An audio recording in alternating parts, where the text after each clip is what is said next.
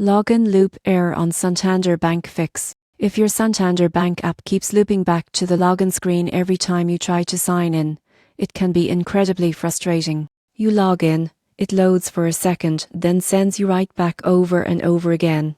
But don't worry, this problem is easy to fix once you know what's really going on. Most people think this happens because their password is wrong or their account is locked. But the real issue is usually outdated app data, corrupted cache, or small device sync errors that confuse Santander's security system. Here's how to fix it quickly. First, completely close the Santander app.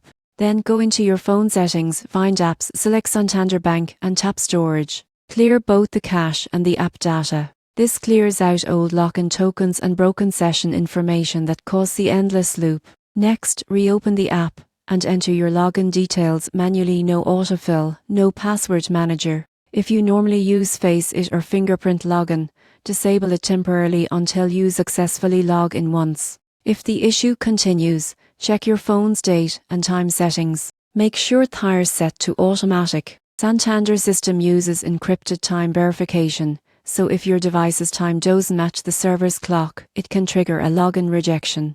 Another thing to try, temporarily turn off any Fing, proxy or firewall app.